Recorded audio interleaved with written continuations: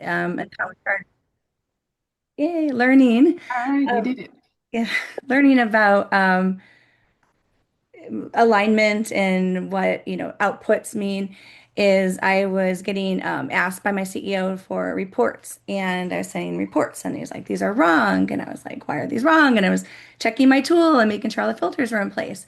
And I had to take a couple of steps back, and I was like, why am I getting all this pressure that these reports were wrong? Well, it uncovered the fact that we lacked process. We had different people doing different things. People didn't understand the meanings of certain fields, updating of statuses.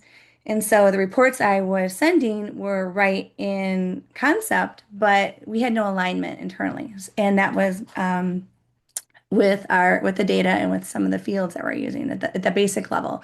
So aligned metrics is really helping to standardize what you're bringing to the table, and it's meaning every team is measuring the same thing the same way, and it's tied to the same source of truth. So we're going to dig into that a little bit in future slides.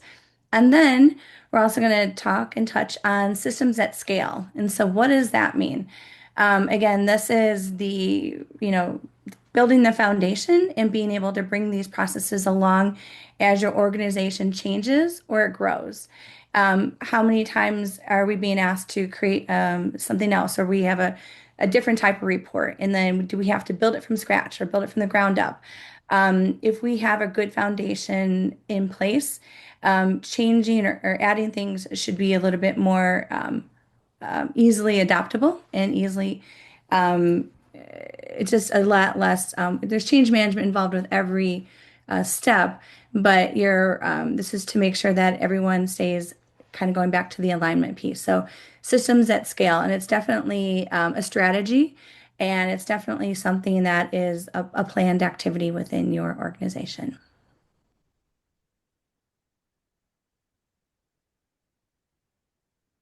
Rosie, And did you want to touch yeah, on? I was Okay, just you're going to good. jump in here, but just about You're the good. AI fluency, and I will give a tip of the hat to Anthropic for their free AI fluency course. That's actually Mhm. where the delegation, description, discernment, and diligence came from.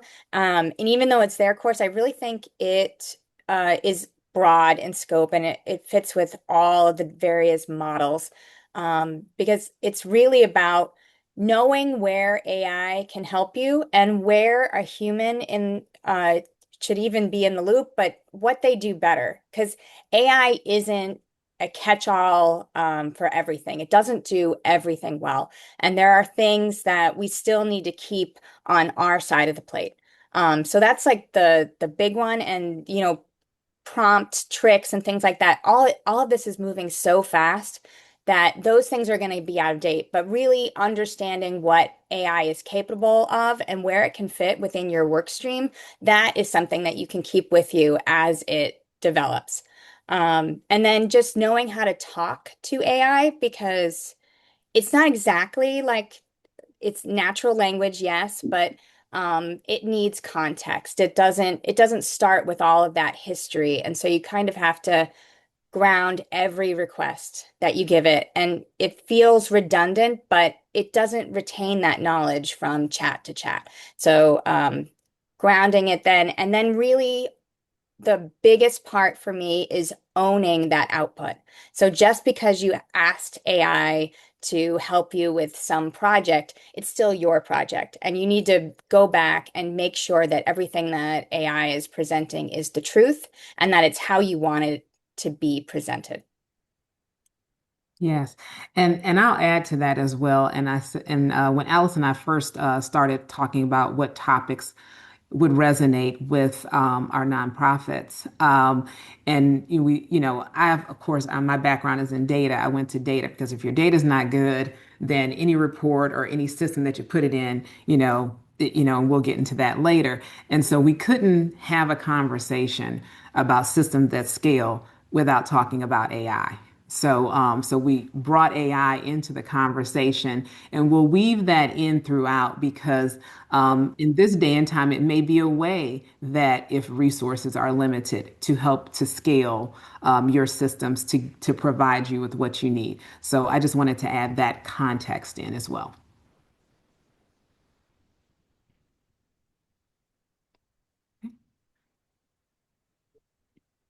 All right.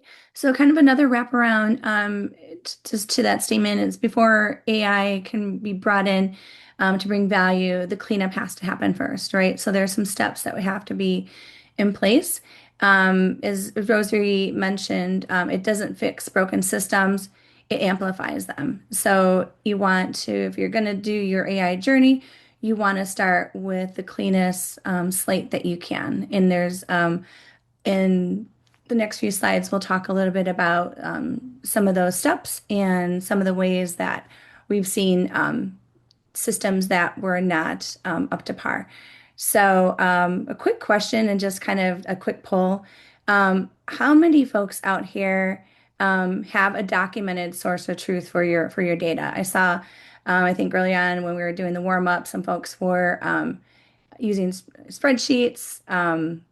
And so I know I feel like if you have spreadsheets, you have versions of it, or different people have different ones, if it's local on a machine or if it's a shared sheet.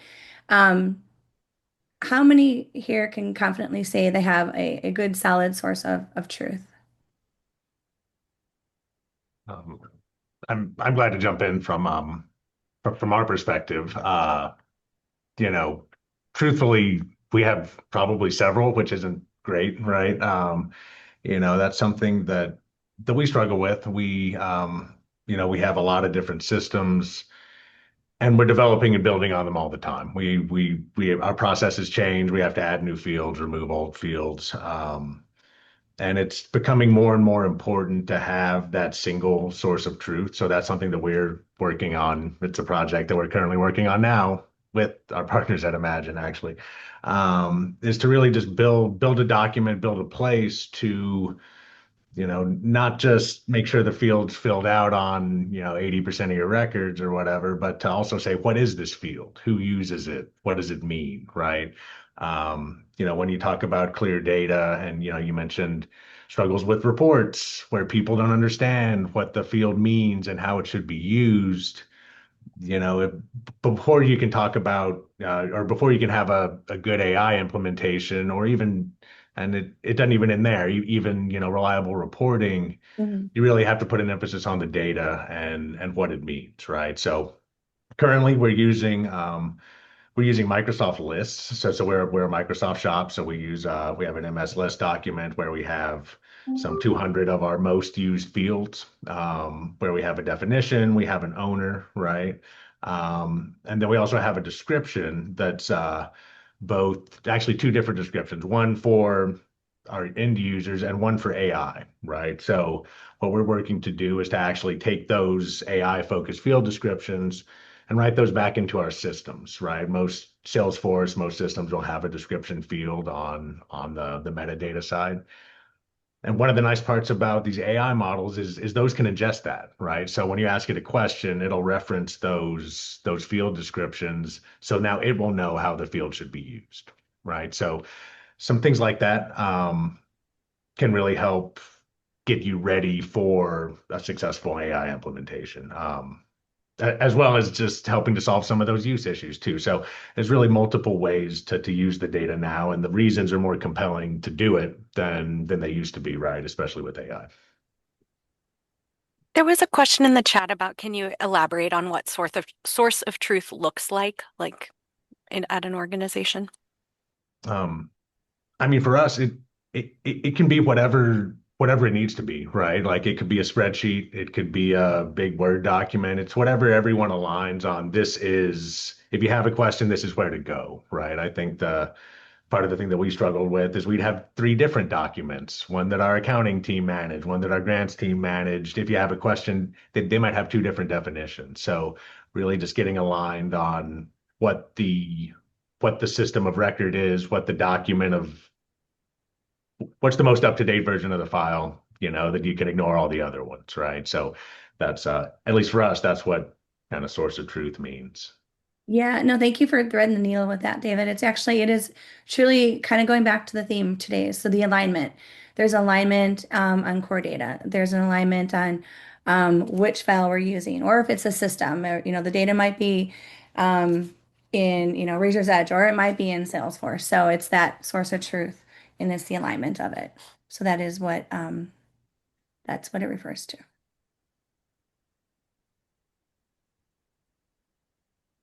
Yep. Excel. Yep. And if everyone within the organization is, aligned, that's where your point two is your source of truth. That works as well. Absolutely.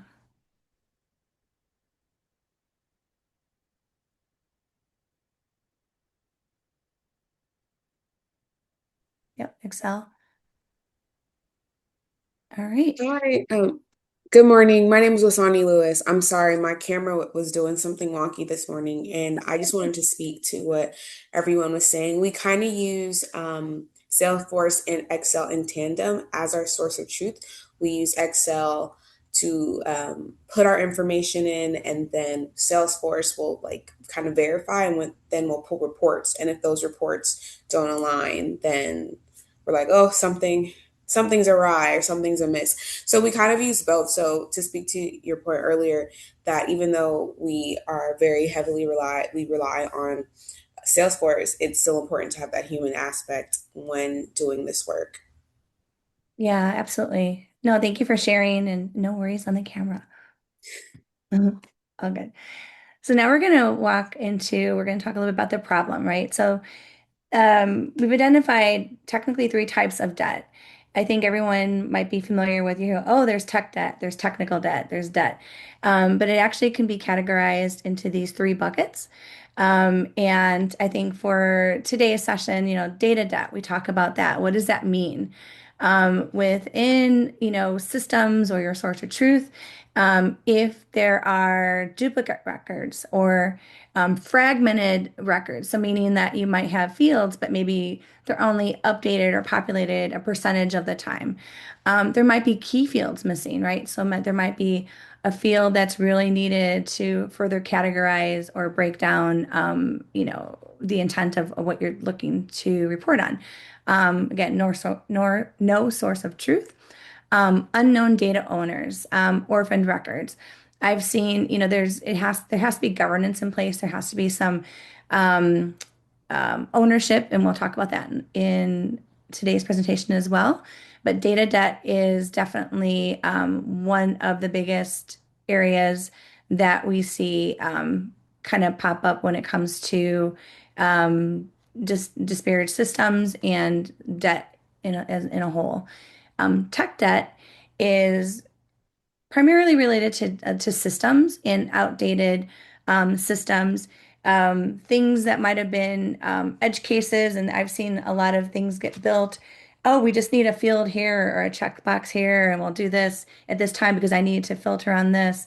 And then there's no documentation or reason why that was ever put in place.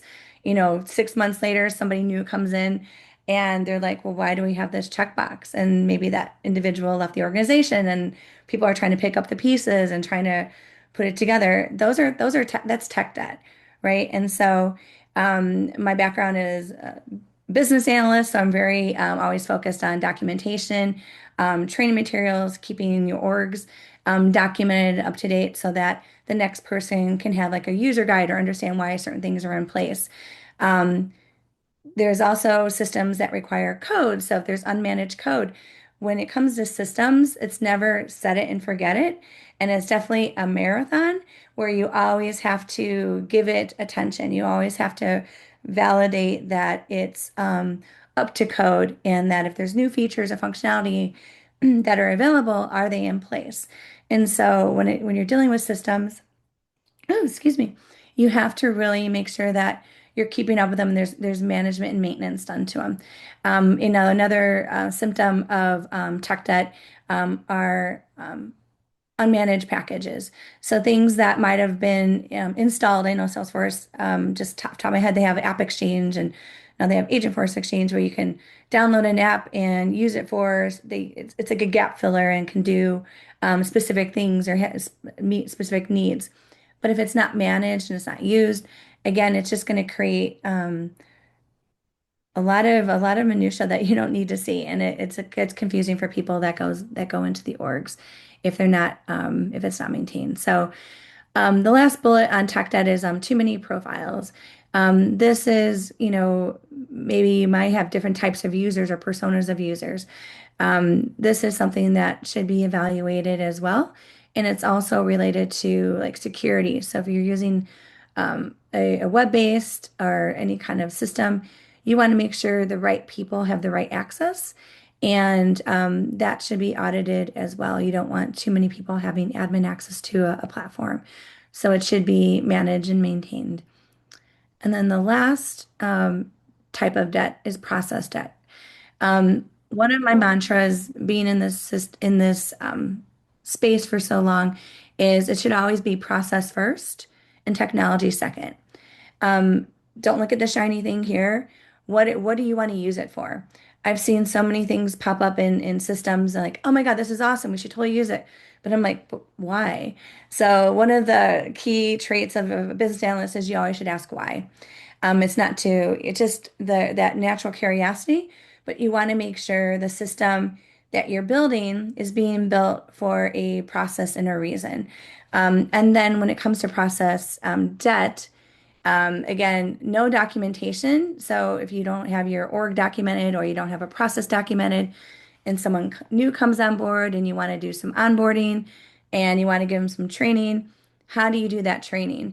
Is it just, sitting someone on a Zoom and you do like a one-on-one? Is it sitting someone in a room, a physical room, and kind of just walking through things? Documentation is always key. That will never go out of style. Even with AI makes it a little bit easier in this day and age. You still need that human in a loop to validate it, but it never goes out of style. That is something that's been tried and true since probably systems were invented. Um, Again, you don't want process debt. One-offs become the norm. I've seen edge cases to the nth degree get built out in platforms. And again, I'm asking the questions on why. There is, sometimes a need for it, but again, document those edge cases. The last two bullets on the process debt, naming convention. You want to try to follow a naming convention that's going to be intuitive for your users. And so if they don't have the documentation at their fingertips, if there's documentation to begin with, they can understand intuitively what that field should represent or what that thing should do. And then the last bullet is no release management strategy. Again, it's somewhat related to the tech debt in that systems are never set it and forget it. They need maintenance. And so if you are creating a new process that needs to be put in place, obviously change management's a big piece of that, but also um, what does that mean? Do you release just willy-nilly whenever it needs to be done? Do you have a release cycle? Do you do new releases and new features and functionality at the end of the month? Is it quarterly? Is it yearly? Platforms like Salesforce go through releases like 3 times a year. So you really have to be cognizant on what platform you're using and if there are releases and how to address them. So that's a lot in a nutshell, but again, I just wanted to lift up the fact that there are different kinds of debt that affect every organization at every level, and these are three of the main types of debt that we've seen. And yeah, speaking from the funder's perspective, right? I think everyone struggles with all three of these to some degree, right? At least I've never seen a data system stack that hasn't had some degree of all of these, right? Mhm. Um, that doesn't mean that just because you have some missing data that your data's bad and not useful, right? This is definitely one of those cases where, you can't let perfect be the enemy of great, right? Then, I love what you said about always leading with process, right? I don't know how many times I've had to temper expectations by saying, hey, that sounds like a solution without a problem, right? And, Yes. especially with some of the things, even with the tech debt, with things unmanaged packages, right? You run into that with AI now, right? Where, I mean, we're working now to build a MCP connection to connect Salesforce to our Copilot. And 2 weeks ago, they changed the whole way that those are configured. So we had to start from scratch, and now we're trying to rebuild it, right? So especially with a lot of these fast moving technologies, right? And even with that, we're trying to track down the guy at Copilot that set up this MCP, and it's like three guys that know how this actually works, and they don't even have accurate documentation on it, right? And the Yeah. next one is going to be written by three different guys, and so it's all moving so very fast now that it can be super difficult to keep up with, especially if you're not anticipating this, if you're not budgeting your time to be able to respond to these changes, you can really get behind very quickly, right? So trying to be cognizant of that. I know it's hard to kind of work that in, right? We have a lot of other things going on, right? Trying new projects, new things. So making sure that we're trying to hold time and staff resources to address when these things inevitably do change, how are we going to be able to respond to it? Is it important that we respond quickly? If so, then we're going to need to potentially hold resources to address issues like that. So it's more difficult now than it was 3 years ago for sure. But it isn't something that can't be anticipated and can't be, in a way planned for, right? Absolutely.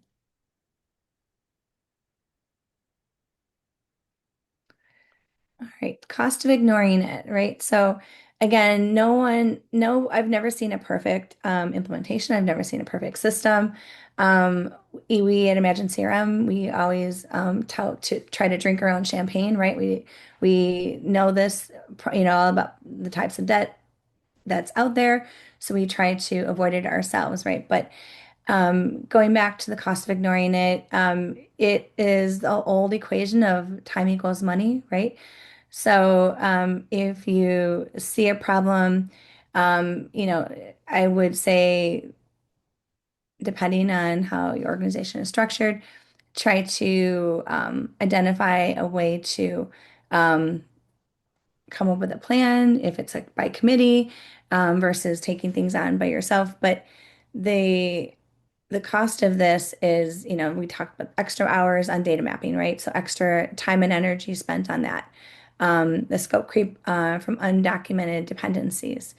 Um, Stretched return on investment timelines, right? So speed to value is a term that it's kind of in the ecosystem where if you have to, there's something that you want a turnaround on fairly quickly, but you need to spend the time to get things cleaned up. Your speed to value is stretched out. It's lengthened. It doesn't happen as quick as it could. And then eroding executive confidence in the next AI investment, or just again, aligning back to your metrics. I still point to the story where my CEO was telling me my reports are wrong. And it wasn't my reports. I was in charge of the reports. It was actually the data that was wrong. So just wanted to kind of thread the loop there. David, how about you? What do you see on your side? Yeah, so I mean, looking at it from the other way, looking, not at our internal systems, but at what we see trying to get money to our grantees, right? The biggest delay that we see more often than not is on the reporting side. So, we have some 1,500 active grants currently. We collect around 4,000 grantee reports a year, and oftentimes we can't issue payments until those reports are submitted and approved, right? So we'll ask for interim reports with budget updates, with status updates, milestone completions, things like that. And the most common delay that we get is really around the financial reporting, to where a grantee will submit a report that's due every 6 months, where they need to update on the work of the project, but also on their spend, right? And oftentimes those are coming from two different places, right? If we're funding a research project, the researcher will be able to submit the milestone piece, but they might not know how the staffing spends are going, or if there's data acquisition involved with this grant. They're researchers. They're not here to fill out budget spreadsheets, right? So a lot of times it'll be someone else. It ends up taking, they oftentimes won't loop that person in until the report's due on Friday. They're just reaching out to them on Wednesday to say, hey, I need this budget update, or else we might not get paid on time and when we could be behind on this project. And that happens all the time, right? So, the cost of it there, those are disparate data sources, right?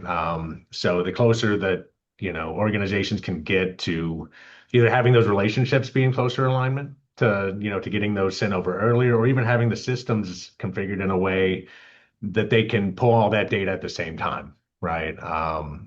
That can really help make sure that those reports get submitted not only on time but accurately, so our grants team isn't having to, say, hey, this you used the wrong template, or these numbers don't match up with the grant agreement with your projected spend. Why are these things off?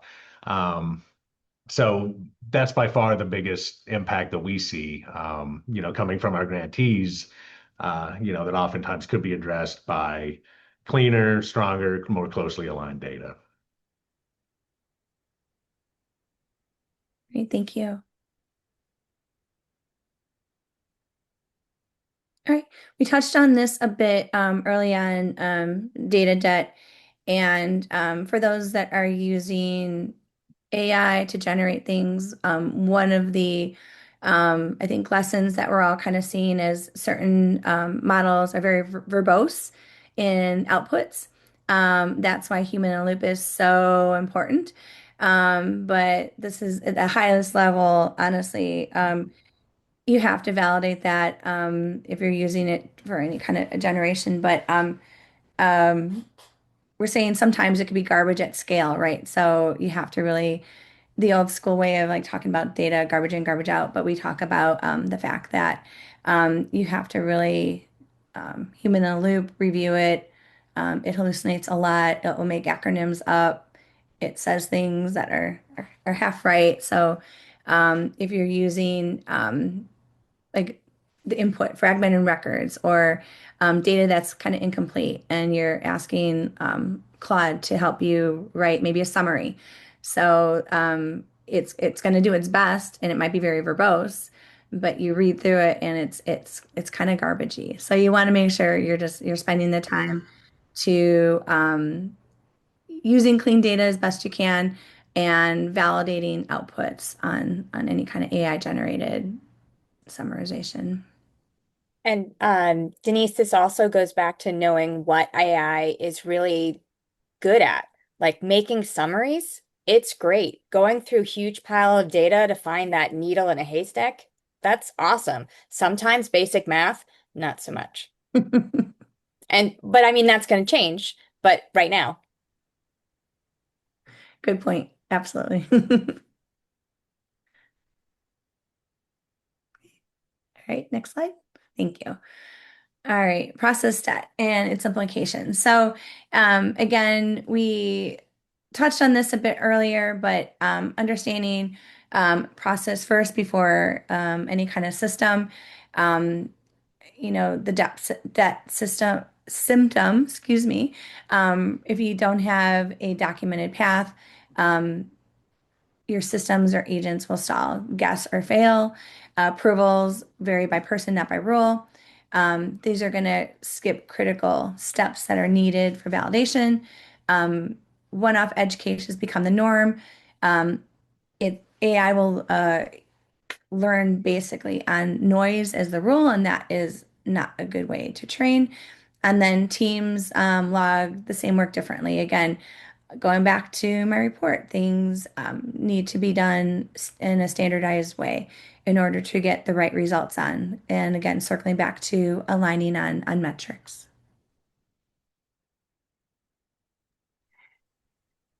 Yes, so, oh, yes, go ahead. Go ahead. We'll pause after this. Go ahead. Sure, sure. And then the cultural resistance. This is how we've always done it. It's habits, it's behaviors, it's disciplines. If you've been in a role for some time, change is usually more difficult, not on purpose. I don't think everyone is ingrained to be a resistor, but if you're trying to change something or address something, it feels icky, it feels weird, it feels hard. It is a normal human emotion to feel this. But again, sometimes takes a village to make things happen. Yes, it's absolutely the hardest part. It is the hardest part. But I'm just curious, where does this show up in your day to day? Who sees this on a regular basis? Feel free to come off of mute or share in the chat. Yeah, I'll speak for at AV. We I mean even on my team, right? Just a very close to the heart example. We weren't always diligent about updating our field descriptions in Salesforce, Mhm, right? mhm. We add new fields. They would have a very basic description or none at all because there wasn't a lot of compelling. There wasn't a big compelling reason to, right? Especially at the time, we were a team of. At the time, I was a team of one. So I knew what the fields meant. It wasn't that important that I had descriptions. Yeah. Now we have a team of three, and we're wanting AI to be able to reference these fields. Now there's a compelling reason, right? So, the one thing that I always think about when trying to change the people side of things is if you want to really change behavior, you need to change incentives, right? So, um, in this case, the incentives changed, right? Now that we have a larger team, it's more important to document things so everyone knows what these fields mean. That's one incentive. And a second one is now AI is going to be referencing this. So the incentives change. Now we're having to go back and clean up a lot of this work and also work it into our process. Anytime we do add something new, make sure that we have an accurate description, a thorough description for anything new that we create. I see Libby said, I find it hardest with program staff. Um, let's see what is, and then understanding why is another program staff. Understanding the why is huge. So it's so interesting that we landed here because it's what we find in our work as well is that most times it's not the technology, it's most times it's the people and people around processes and people around change. And unfortunately, people are wired to resist. Okay, people want to go about their normal process. And unless you really find the why for them to stop in the midst of everything they're doing to make this change or make this update, then a lot of times it is very difficult.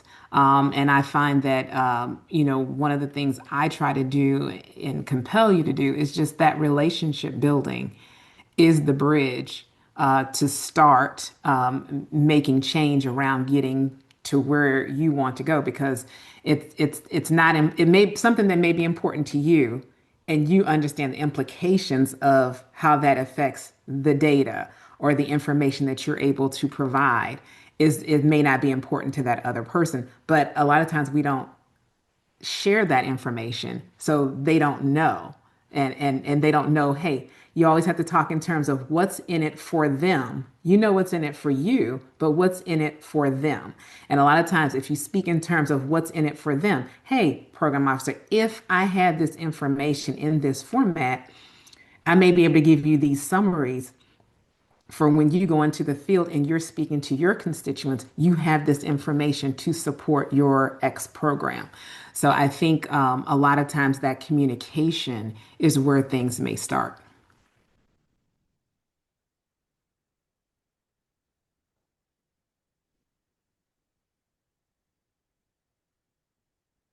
Let's see, we have a lot of comments in the chat. Okay, let me read the full thing. Example, we implemented using CRM HubSpot to replace numerous. Victoria, did you want to just talk to us? Let's see. Or did you want me to read it? Oh, it's okay. I was just providing an example.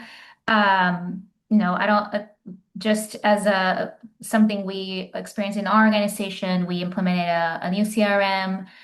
We used to keep like all of our contacts in numerous contact sheets. So, it was a contact sheet per program and different owners, and there were definitely duplicated contacts all over the place. And so we went on this journey of creating a system to centralize all that data because it's data that needs to be accessible to several members of the team. Um, and it's a great system, and I really appreciate it when you said like a system is a marathon, not a set it and forget it, because we've definitely experienced that with this setup. Um, and I think the hardest part is the user experience of it. Mhm. And we've done a lot of effort in making it so that it is as simple as possible for all staff members to input the data And but it needs to go in a certain way so that the system can recognize it, categorize it where it needs to go. And I think the biggest challenge has just been that keeping up with making sure that every staff member is putting in the information the way that the system needs it to go in so that it can read it. So a lot of I think the struggle is with these quote unquote automations and things that we put into our systems. If the input is not going in a very specific way that is ultimately up to the user, Mhm. then the automation fails in that sense because it is dependent on um, the user following these instructions and it doesn't come from a bad place, but it's just it for us humans to form a habit, it takes a long time. So I think that's the part where we're in right now is in that long learning curve. I think we sometimes expect learning curves to be a lot shorter than they actually are. Right, right. But it takes a while. Yeah, Great. thanks for Yeah. sharing. Yeah, Mhm. thanks for sharing. And I mean, congratulations on just getting your team on board Yeah. to go into a new system and get everything centralized because that's that change management piece that you've accomplished. So congratulations on, getting to that place. Yeah, I think the like thinking through people, process, technology, I think it's indicative that technology is listed last, even though it's kind of alphabetical. But yeah, like it is that process piece. I think for us, one of the things we're having kind of a philosophical discussion around, at least on my team, is like where in the age of AI, what needs to be digital and what can stay analog or what should return to analog in order to kind of force human interaction to a certain degree in a like helpful and meaningful way.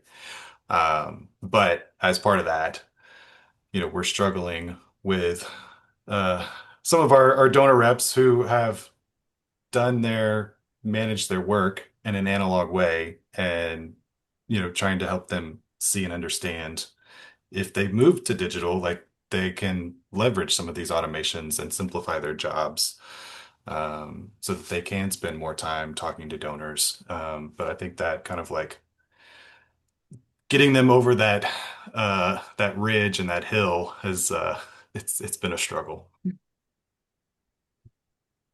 Yeah, yeah, and that's there's a couple of books. There's one book that I was reading, Wired to Resist. That's a good one. And then I'll try to think of some more and I'll put them in the chat. But it's the people and the communication.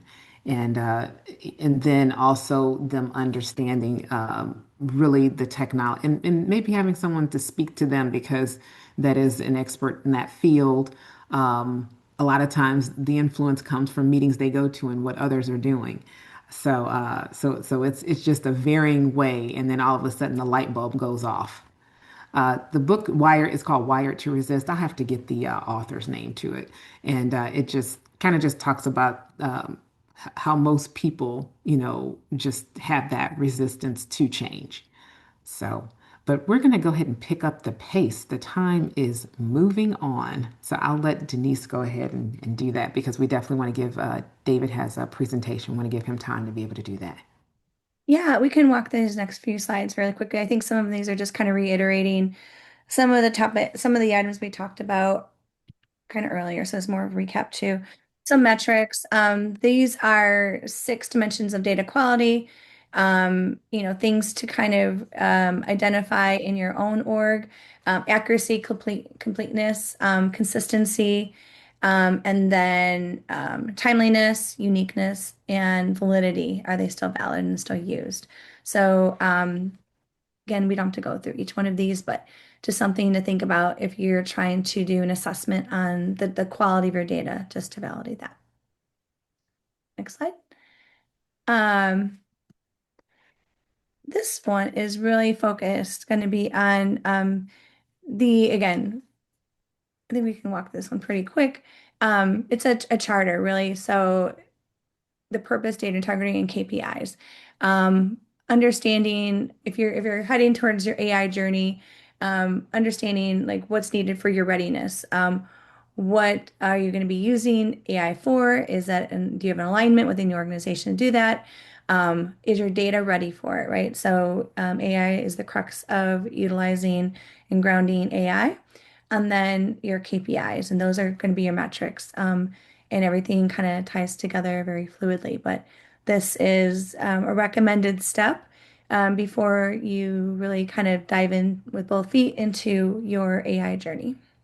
Yeah, I would really highlight here one thing that we definitely struggled with and continue to is that last one, right? I mentioned before, oftentimes AI seems like a solution without a problem, right? And sitting on the system side, right? I don't like to take on a project where there isn't a clear goal, right? How do I know when it's done, right? Like, and I'll oftentimes say, oh, well, we want everyone to be using AI. Well, for what, right? How are we going to be using AI? How will we know that it's actually being effective? So really being deliberate, and we actually had to push back all the way up to our chief strategy officer to get them to actually give us a charter, right? So that we weren't just guessing and trying to build point solutions for every single person or every single team to actually have a strategy that the organization is going to adopt so that we know what what our job or what our roles are as technologists, right, in this AI implementation, right? Mhm. Very good. Yep. Awesome. Thanks. So, again, related to like getting your strategy and your charter in place, another recommendation or suggestion is having true ownership within your organization. These are three suggested or recommended types of roles: the data steward, data owner, and then a governance council. Not every shop is set up to really have each of these named roles. It could be but it's something to consider and something as a best practice to, try to put in place. And I'm a true believer. If you're using a system, you are a data steward. If you're adding system or data into the system, you need to hold yourself accountable and just, try to follow the process, have an understanding of what you're putting into the system. And then data owners, that's a whole nother level. Is it owned by individual? Is it owned by a department? And then a governance council. Again, not every organization is always set up to have like a committee, but it's really kind of a shared responsibility, a shared understanding on how to keep things aligned. And it also keeps everyone in the loop on what decisions are being made in regard to the data. Um, yeah, I know to kind of bring this back with some practical examples, I do have a few ways that we kind of try and address this at AB, and I do on my team as well. You know, Trying to be proactive about it. Don't wait till you see an issue to try and flag it, right? So, in Salesforce, I built several, I call them data audit dashboards, where they really target zero reports. So, things that shouldn't happen, right? If there's opportunity or a project without an account, right? That should never happen. Everything should be tied to an account. So I have a report that's tied to this dashboard that should be zero, right? If it's ever more than zero, okay, I know there's a data issue there, right? We have this on any number of things. So keeping things like that can be a good best practice. As far as the actual when it comes to the, more the metadata, yeah, I've mentioned a couple of times now, field documentation, field descriptions, things like that.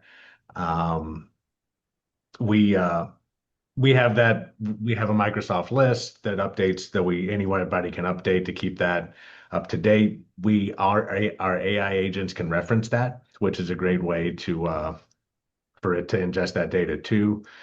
And there's also other tools out there too. Salesforce Ben just did a great session on a product called Arovi, which is an AI product itself, which helps with AI documentation. It'll actually write your field descriptions. It'll look at how the field's used and say, this is how we think it would be a good description. So that can help a lot of that data entry. It also helps with data governance. So it can even help with logins, help flag suspicious logins, all those different things that are important and very time consuming. But anything that can help leverage these new tools to make your data cleaner, more reliable, and more secure, right? I think it's important to look into all of those as potential resources. Uh, Denise, I didn't know if maybe with the time, should we move to David's presentation, or what do you think? Um, I think so. I think the next few slides are just kind of a reiteration of methodology, and it's kind of a high level methodology to like the one, two, three, and four. So discover, diagnose, simplify and standardize, digitize and automate, measure and iterate. We can share these slides with the Yeah, team. Works, yeah. yes. Yeah, I think that's good. And I think David, while you're queuing up, that last slide that, I'm always one where, when you're setting up roles, even for a project, for data governance, it's okay to put these boxes together, even though your name may be in all of the boxes. However, there may be somebody that comes along that's able to fill that box. So always just keep those boxes and the accountability separate from on like a chart as far as accountability. Even though you may be playing the role of Southwest, checking in the bags, checking the tickets, you may be doing everything. But I think it's important always to keep those roles separate because you may have an intern come in and then you can give them that particular role. But it just keeps the delegation of duties separate. But however, my recommendation is always, keep everything separate. Just think of yourself as what is it, accountability chart. All the Mhm. roles separate. Your name may be on them, but it's always like that. Okay, so David, are you, okay, I'll let you go ahead and cue it up, Denise Yeah, sure. and David. Um, yeah, I'm glad to jump in. I do have a couple examples. One on particular AI agent that I think is something that we played around with in Copilot, but you could use really any model to build something similar that I think is pretty generally applicable. So, to set the stage here, we have a lot of policies, a lot of procedures. Here's actually a document on our SharePoint site that our grants team maintains of everything: proposal development policies, approval path policies, payment methodologies, indirect cost policies. This keeps going on and on. Our teams have went through a big project to collect all these documents to make sure that these are now linking to the most up-to-date versions of all of these documents, right? So this is an example of, this isn't system data. These are internal policies and procedures. I'm sure everyone has things like this, maybe not this many, but I'm sure everyone has even an employee handbook, right? Those are internal policies and things that are useful. So you see there's a lot of guides, templates, budget templates for different types of projects, for advocacy work, all these different things, right? So especially, the idea was someone who comes on board, we try and do a good job with onboarding, but we can't expect someone to be able to, learn all these documents and policies, by the time they're expected to start developing new grants or working on and developing these things. So I actually went in and built out a agent and co-pilot. I called him Hugh Grants, policy assistant. So he's and basically all I needed to do here is to basically expose that document, expose the subfolders that it references to the agent, give it some basic instructions, how type of methods to respond with. You can even program in some kind of commonly asked questions to give people a way to do this. And here's just as an example. Someone comes in here, they want to ask, what's our current payment methodology? What can we expect these to be scheduled like if we do get an approval, right? So here, let's see what it says. And you can also have this. He's very posh, Hugh Grants is. But here, so you can see here it references the document. It found this internal document that was linked on that. I think we saw that on the list here. And it goes through all of these. So project specific, if it's general operating, what are some of our standard exceptions, right? It even cites sources. You can reference the document that it found these in. Um, so even here now, so the goal is once we connect this, once we get the MCP set up to Salesforce, you could even say, okay, for this project, what would our payment methodology be? So if it's even something that hasn't been approved yet, it would then look at the characteristics of that project. So you see here, um, based off of the amount and the budget type, right? It could even give a very specific answer, right? Because this is more of a general policy. So that's kind of what we're in the process of now, is being able to take these internal documents, these internal policies and procedures, being able to put it in the context of our other systems, right? To even give more informative answers. But this is an example of a lot of policies. When you set up an agent like this, you can say, I don't want you to reference the internet. I only want you to reference this document or this, folder on SharePoint or whatever it may be. And you can get something this is highly accurate, right? You can look at the sources here. Then, you can really build something that's useful. I think this took me, less than an hour to put this whole agent together, and, something that people can get some pretty immediate value out of, right? So pretty cool. I think that's an example that could be applicable to a lot of folks, right? Um, yeah, Great information. We got a lot of thumbs up. And yeah, I think people try to do, and we were talking to our team about this, try to do too much. It's the simple things that everyone should start at. And this is something really simple to start at, just to get your AI journey started. And that's what it is. It is a journey. It is yeah. That's and so just figuring out a project that may be repetitive to your team. And what is something repetitive that we want to work on and carve out time, have a lunch and learn, and let's figure this out. Just give yourself permission and give yourself space and time to just play with things. So appreciate this was a good one. And yeah, the other thing to point out, like I said at the beginning, right, is this was easy to do, because our grants team put a lot of time and effort to making this accurate and having it in a place that we could access, right? So Right, it's not to say that the whole process is easy. If the data is in a good place and the data is clean, like it is right. here, then the AI becomes very easy to do, right? So that's why it's had this not been clean, it would have taken a lot more work to get that to where it's returning valuable insights, right? Um, Another example that I can share, and this isn't AI, so this may bore some folks, is it's important as well. Yeah. And Kevin said that building Power BI and Tableau dashboards are most accessible than ever thanks to AI, but it all hinges on the confidence of the underlying data, just the common thread of this Absolutely. this conversation. So I'll let Denise take over. Go ahead. I know, and thank you, David. Love the demo and love the map and the overall metrics. So awesome. Everybody loves maps. Yep. All right, this is just our closing slide. Just we want to again kind of emphasize that bringing your people along, it is definitely a journey. And again, just some bullets on getting help and just some steps to take to, again, align those metrics and scale your systems. Map dependencies between teams before you change anything. So if you have two departments that might be using the same set of data, make sure you're talking to each other before something changes. Align KPIs and incentives so collaboration and data integrity are rewarded. It's definitely a way to motivate individuals and explain how process debt undermines AI outcomes people want and encourage experimentation. Again, part of the AI journey, use a charter and, look in, we'll share the slides, but some ways to look and monitor to assess the accuracy and cleanliness of your data. Recognize the people doing the unglamorous optimization work. I love that. It is a unthankful job sometimes, but there's a lot of reward in the end from a business perspective. You get to use maps, so things like that.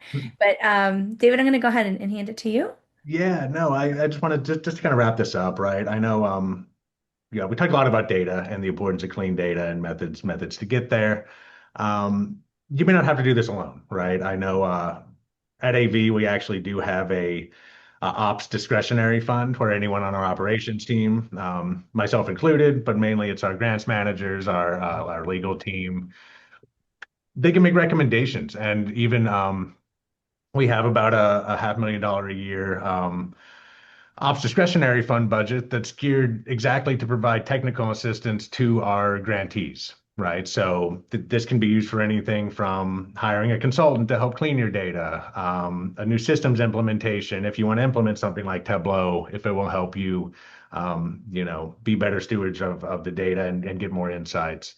Um, and this wasn't our idea, right? Like we actually saw other funders doing this, so a lot of them do. So if you are receiving grants, ask. Like it never hurts to ask. Be like, hey, we especially if you're having a hard time, maybe collecting that data to submit the financial updates that they're asking for every 6 months. Reach out, say, hey, it's a struggle for us to do this. Like we're small, we're trying to focus on our mission.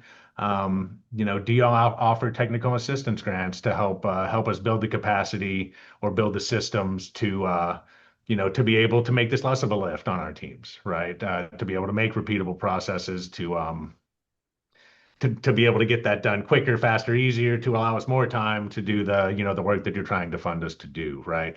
That's always a struggle. But there are resources out there. We didn't come up with this idea. We actually stole it from I think Hewlett Foundation does started doing a similar thing a decade ago, right? And now a lot of folks do. So definitely want to highlight that. If you are an AV grantee or even you're receiving grants from any other funder, it never hurts to ask.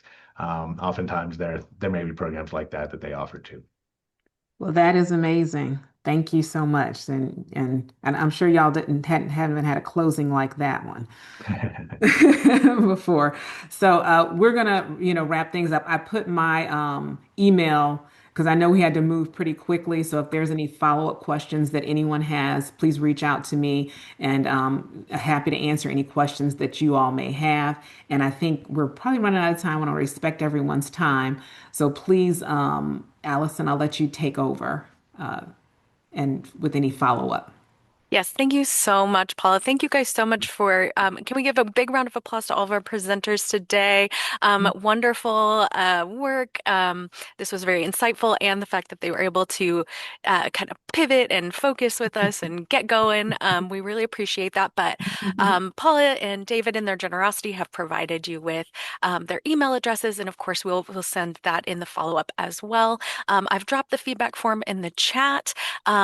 Kristen did a wonderful job of adding folks to the Teams channel, but if you feel like you want to make sure you are still connected to Coffee and Quality and weren't added, please drop your email in the chat and we'll make sure that you get that. Last thing, we have our last quarterly virtual session in November, so please join us at unitedwayhouston.org/coffee and sign up for that one in November. We'll be talking about logic models and it'll be great. So we genuinely appreciate our presenters today, Paula, Denise, David, Rosie, Kristen's help, our admin Nathan's help for getting this actually recorded. So we will get it to you all. We love it. We love a pivot on a Thursday morning. So excellent job, everybody. Please stay connected. Reach out if you need any additional questions and have a wonderful rest of your morning. Thank you. Thank you for so having us. much. Everybody have a wonderful day. Bye-bye.